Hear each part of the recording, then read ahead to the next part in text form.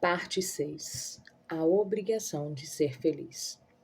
O psicanalista Adam Phillips disse que a exigência de felicidade estraga nossa vida.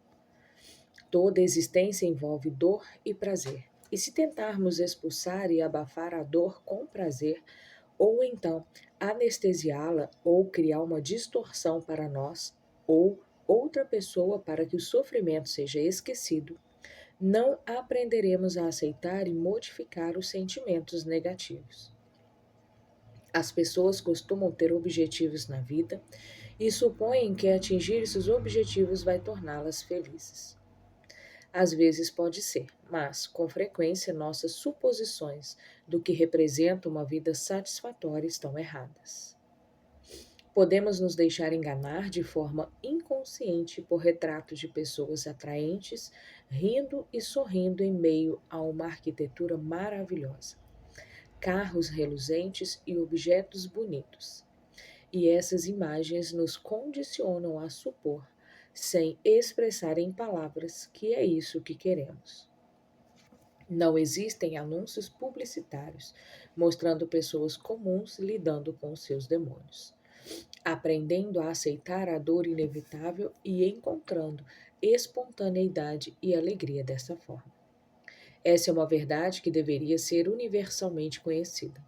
Quando tentar bloquear um sentimento negativo, você remove os positivos também. Como o terapeuta Jerry Weed diz, as emoções não têm um controle de mixagem, têm apenas um volume central. Você não pode diminuir a tristeza e a dor e aumentar a felicidade e a alegria. Se diminuir uma, diminuirá todas.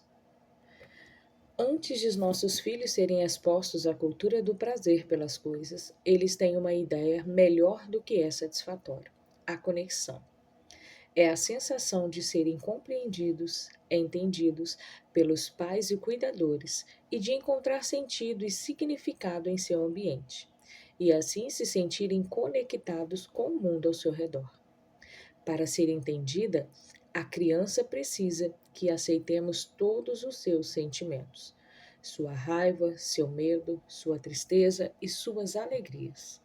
Somos incapazes de fazer isso a menos que estejamos conectados com nossos próprios sentimentos. Quando você deseja a felicidade dos seus filhos, independentemente daquilo que os deuses do consumismo enviaram em nossa cabeça, isso provavelmente não tem nada a ver com comprar coisas. Não tem a ver com ser o mais inteligente, o mais rico, o mais alto ou o mais brilhante, nem nada do tipo. O que importa é a qualidade dos relacionamentos deles. O que aprendemos no convívio com pais e irmãos cria hábitos, o mapa para todos os nossos relacionamentos futuros. Se nos envolvermos em uma dinâmica na qual precisamos sempre estar certos, sempre ser os melhores, sempre ter o maior número de coisas materiais, sempre ter de esconder como realmente nos sentimos, sem nunca ter nossos pensamentos e sentimentos aceitos como são, isso poderá frear o desenvolvimento da nossa aptidão para a intimidade e nossa capacidade de sermos felizes. Validar os sentimentos dos nossos filhos, por outro lado, fortalecerá os laços entre nós e eles. Hilary é uma mãe solo que administra um salão de cabeleireiro. Tashi tinha 3 anos quando seu irmãozinho Nathan nasceu, e eu fiz o que me aconselharam. Comprei um presente do bebê para ela. Mas ela não se deixou enganar. Um bebê pequeno não tem dinheiro e não sabe ir para a loja, ela disse. No começo, ela adorava ouvir que era uma irmã mais velha e tinha orgulho de falar isso para as visitas. Mas, depois de um tempo, a novidade de ter um bebê novo em casa se desgastou. E ela começou a fazer mais birras, se recusava a cooperar, voltou a fazer xixi na cama. No começo, com as minhas boas intenções equivocadas, eu falava que ela adorava ser uma irmã mais velha. Mas esse comportamento só foi piorando cada vez mais. Uma noite, eu fiquei pensando depois de uma hora de dormir que foi exaustiva e, para ser franca, absolutamente horrível. Lembrei de quando minha irmã nasceu e como eu odiava aquilo. e me achava uma pessoa má por odiar minha irmã. Então, quando fui crescendo, tinha certeza de que era uma pessoa má, porque todo mundo me falava que fui péssima com ela. Mas eu não conseguia evitar. Para ser sincera, ainda me irrito com a minha irmã sem motivo. Percebi que tentar forçar Tasha a gostar de Nata estava funcionando mal tanto para ela como para mim. Comecei a me sentir mal por ela. Decidi que me esforçaria para tentar entender seus sentimentos e articulá-los para ela. E tentaria fazer isso pelo tempo que fosse necessário para criar uma conexão, porque eu sentia que estávamos muito distantes uma da outra. Na manhã seguinte eu disse: Você sabia que o Nathan esteja. Você odeia que o Nathan esteja aqui, não? Ela não respondeu nada. E eu continuei. Lembro que quando sua tia nasceu, eu odiei muito também. E assim como estou fazendo com você, todo mundo me falou que eu deveria adorar aquilo e eu não adorava.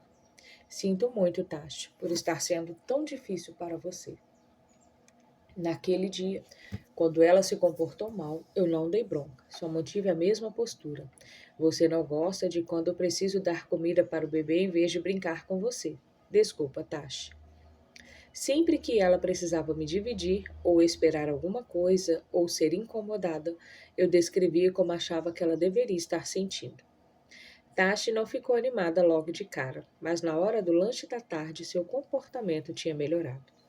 Estávamos nos aproximando porque eu não estava confrontando seus sentimentos, estava seguindo a onda deles. Foi ótimo ter a cooperação dela de volta.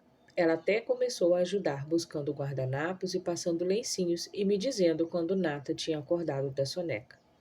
Na hora de dormir, tivemos a primeira noite sem xixi na cama desde que Nata nasceu.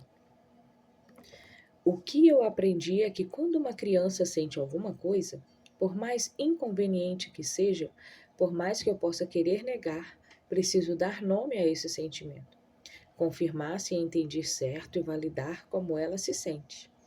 Um dia desses precisávamos ir embora do parque e Nathan, que agora tem 3 anos, queria ir uma última vez nas fontes depois que tínhamos acabado de secá-lo.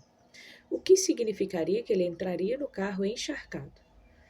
Minha mãe tentou convencê-lo de que ele não iria querer ficar molhado no carro, mas não deu nada certo. Eu a interrompi e falei para Nata: Você realmente quer se molhar de novo, não? Sinto muito que esteja decepcionado. Ela ficou fascinada com a maneira como ele aceitou isso. Também ficou feliz em contar que, apesar das brigas entre Nathan e Tashi, na maioria do tempo eles brincam juntos ou separados sem hostilidade. Exercício: sinta-se no lugar do outro. A prática de sentir o que outra pessoa sente se torna mais fácil quando surge uma situação real. Pense em uma pessoa ou grupo de pessoas que chegaram a uma conclusão diferente da sua em relação a alguma coisa. Por exemplo, digamos que votaram em outro partido, em vez de menosprezá-las como burra, pense nas suas circunstâncias, suas esperanças e medos. Coloque-se no lugar delas e tente entender por que chegaram a uma decisão diferente da sua. Sinta com elas o mesmo sentimento. A empatia é um trabalho mais difícil do que pode parecer.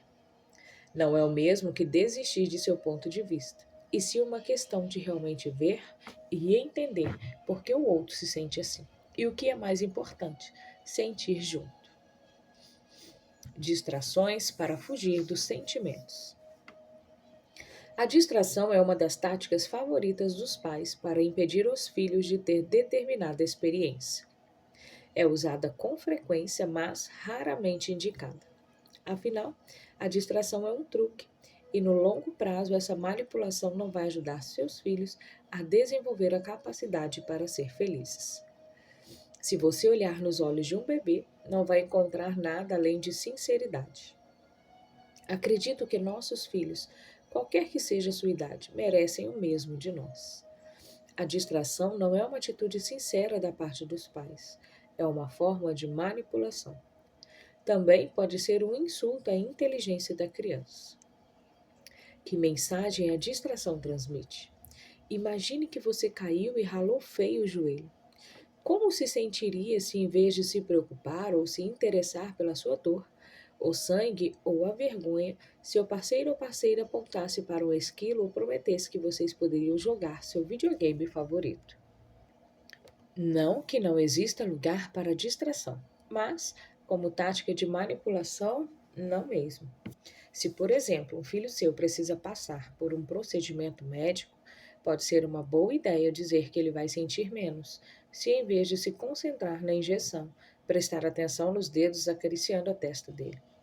Neste exemplo, você não está tentando enganá-lo. Ele sabe o que vai acontecer, só está oferecendo a distração como uma forma de conforto. Seus filhos provavelmente vão tratar você da maneira como são tratados. Você não iria gostar se perguntassem sobre o boletim escolar e a criança apontasse para a janela e falasse: Olha, um esquilo. Também é uma boa ideia falar para as cuidadoras das creches e as babás dos seus filhos que você prefere que os sentimentos deles sejam compreendidos a ser motivo para inventar distrações.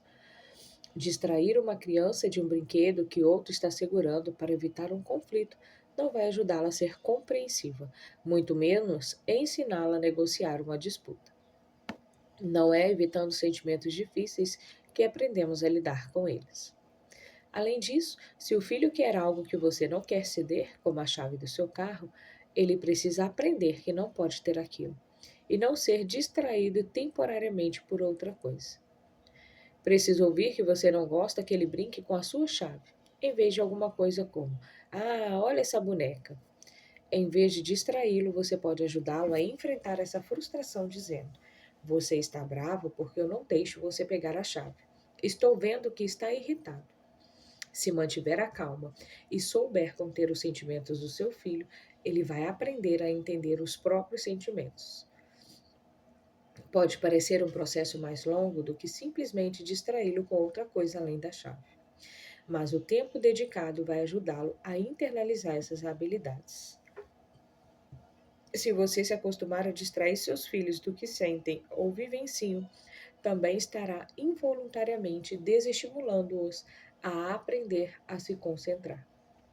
Pense nisso da seguinte forma: se seu filho se machucou, foi magoado ou ouviu não, e você o distrair do que está sentindo, em vez de ajudá-lo a trabalhar esse sentimento, vai retirar o estímulo para concentrar a atenção dele em coisas difíceis.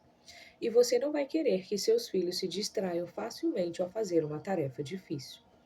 Mas acredito que o pior de tudo na distração indesejada é que se trata de um obstáculo para uma relação boa, aberta e próxima com seus filhos. Um dos motivos para querer menosprezar o que uma criança sofre com distrações ou negando seus sentimentos é porque você vê a situação com seus olhos e não com os dela. Por exemplo, se você, como adulto, não pode ir ao trabalho com a sua mãe, isso não é o fim do mundo. Mas, para uma criancinha, é como se fosse. Podemos também estar nos sentindo culpados por ser a causa dessa angústia e por ser mais confortável negar isso. Então, o que fazer se um dos pais sai para trabalhar e a criança fica arrasada por isso? Se você é o pai que trabalha fora, saia com confiança. Os filhos terão mais chances de se sentirem seguros se o adulto se mostrar calmo, firme e otimista. É importante não sair às escondidas, e sim encarar o momento da partida com cuidado e gentileza. Se você entrar em pânico ao sair, a situação pode se tornar dramática demais, e isso não vai ajudar em nada a criança. Se ignorar a mágoa, você não vai agir como o espelho de que ela precisa. Reconheça o que a criança sente. Ofereça um abraço e fale alguma coisa gentil como: Você não quer que eu vá trabalhar, mas volta à tardinha. Se você for a pessoa que fica com a criança, precisará compreender seu estado emocional. Isso significa reconhecer o que aconteceu. Por exemplo, dizendo: Você não queria que a mamãe saísse, você está triste. Se formos parar para analisar, é totalmente normal ficarmos tristes quando alguém que amamos vai embora. Você pode explicar quando ela vai voltar. A mamãe vai chegar à tardinha. Não minta sobre quanto tempo a pessoa vai ficar fora. Caso contrário, a criança vai internalizar uma ideia distorcida de tempo ou simplesmente não acreditar em você da próxima vez. Dê seu apoio à criança e preste atenção e tome cuidado com o seu próprio desconforto. Demonstre preocupação, mas sem exagero. Mantenha a calma e não deixe a criança chorando sozinha. Não a distraia, não tente fazê-la se calar, nem peça a ela que não sinta o que está sentindo. Depois de um tempo, ela pode encontrar uma atividade ou você mesmo pode sugerir uma, mas não enquanto a criança estiver concentrada em seu sentimento. Pense em como se sentiria se estivesse sentindo falta de alguém que ama tanto, que é como se não conseguisse viver sem essa pessoa. Mas então vem uma outra e menospreza seus sentimentos sinceros e profundos, em vez de os respeitar. Depois que você estiver se expressando, quando conseguir aceitar a situação, vai haver mais abertura para uma sugestão de atividade. Isso é muito diferente de uma pessoa pedir que você olhe para um boneco que fez uma dancinha engraçada no meio de um momento de angústia. Exercício. Pense sobre a distração. Pense nas ocasiões em que você se sentiu mal. De quanto tempo precisou para expressar seus sentimentos? Tentar entendê-los e se acostumar com eles antes de conseguir se distrair assistindo a um filme ou lendo um livro. Só porque as coisas que nos deixam chateados e as que entristecem nossos filhos são diferentes, isso não quer dizer que os sentimentos deles sejam menos intensos ou verdadeiros que os nossos. Um bebê não sabe ser outra coisa além de puro sentimento. Com o tempo, a criança pode aprender a observar os próprios sentimentos como uma forma de contê-los, mas não tem como aprender isso sozinha. Ela precisa de alguém que a aceite e acolha todos os seus sentimentos nessa fase de desenvolvimento. Por causa de nossa grande necessidade de querer que os nossos filhos sejam felizes, às vezes os distanciamos da raiva ou da tristeza. No entanto, para uma boa saúde mental, as crianças precisam ter todos os seus sentimentos aceitos e aprender maneiras apropriadas de expressá-los. Isso também vale para nós adultos. Por isso, é importante aceitar nossos próprios sentimentos em vez de negá-los. E é essencial aceitar nossos filhos com todos os sentimentos que possam vir a experimentar.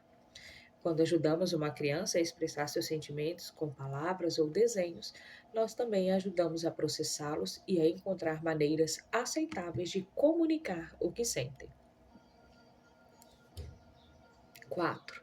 Criando os alicerces. Gravidez. Pode parecer estranho incluir um capítulo sobre o primeiro momento que passamos a nos ver como pais, a gestação, no meio deste livro. No entanto, mesmo se seu bebê já nasceu ou se já se tornou um adolescente ou um adulto, este capítulo pode lançar uma luz sobre a relação entre vocês e o motivo para ser como é. Se existe algo na sua relação com seus filhos que parece empacado, as ideias neste capítulo poderão ajudar a reparar isso. Se está perto de começar sua relação com o filho, pode ajudar a colocar você no rumo da relação de amor para a vida inteira que todos queremos. Veja muitos pais pensando na criação dos filhos em termos de eficiência e detecção e solução de problemas. Normalmente isso ocorre porque os pais são muito ocupados, têm uma vida agitada e foi isso que aprenderam com os próprios pais sobre lidar com crianças. É uma ideologia dominante, apesar de antiquada, que diz ser possível encaixar a criação dos filhos facilmente em um dia a dia corrido. Mas quase sempre há um preço a pagar por isso.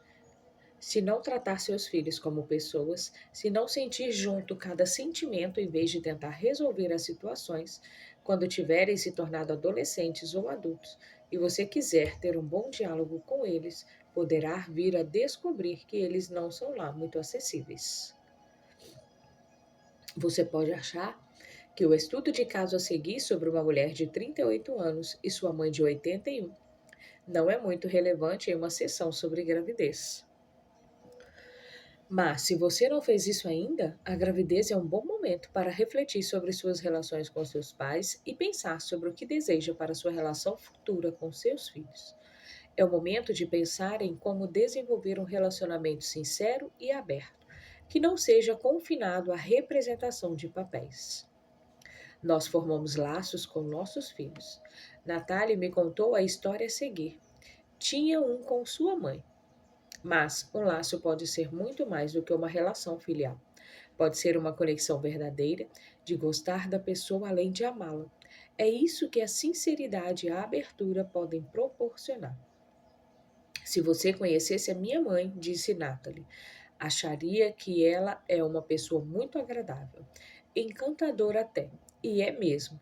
Só que não me sinto eu mesma quando estou com ela. Acho que deveria ver minha mãe com mais frequência, mas alguma coisa dentro de mim simplesmente se recusa a ir. Preciso me forçar a visitá-la. Algo na relação que Natalie descreveu, obviamente, não estava funcionando. Em uma sessão posterior, Natalie refletiu um pouco mais sobre o que poderia ser. Alguns anos atrás, decidi assumir uma postura com a minha mãe que, a meu ver, era um risco. Pensei que se fosse mais sincera com ela, talvez ela fosse mais sincera comigo também. Então disse o que realmente estava sentindo, que eu vinha sofrendo períodos de depressão desde que meu marido e eu tínhamos nos separado. Minha mãe me disse apenas: "Ah, já eu tenho uma vida muito feliz", e acabou por aí. A ficha caiu. Percebi que meus sentimentos difíceis eram inaceitáveis para ela. Acho que ela negava até os próprios sentimentos difíceis. Então, quando estou para baixo, talvez para ela pareça uma espécie de ameaça. Tentei discutir isso com ela, mas essa porta emocional estava totalmente fechada. Quero ser carinhosa com a minha mãe, mas depois de 38 anos, nosso relacionamento é distante, não vai muito além de conversas casuais. Ao que parece, não conseguimos chegar a lugar nenhum. Quando engravidei de Bridget, sabia que não queria que ela me visitasse quando eu ficasse velha apenas por obrigação. Quero que minha filha queira me visitar, ou não, por escolha própria, e quero que ela possa ser quem é e compartilhar tudo o que quiser compartilhar comigo. Pensei muito em como conseguia isso quando estava grávida. Imaginei se não me sentia eu mesma com a minha mãe, talvez minha mãe não se sentisse ela mesma comigo. Podia parecer bobagem, mas tomei a decisão de nunca ser falsa com Bridget, sempre ser eu mesma. Quando Bridget nasceu e me deparei com a forte sinceridade que só um bebê consegue oferecer, soube que essa era a coisa certa a fazer. Decidi dar o meu melhor para retribuir esse presente que é a sinceridade. Claro, o nível a que isso chega tem de ser adaptado à idade, sem dúvida. Estou me esforçando muito para ser aberta e aceitar todos os humores de Bridget, não apenas os sorridentes, e os meus próprios humores também. Agora sei como pode ser difícil ter um bebê que chora muito e é difícil de acalmar. Quando isso acontece, provoca todo tipo de sentimento em mim. Me sinto inútil, sinto raiva. Às 3 da madrugada já me viram sentar e chorar junto com ela.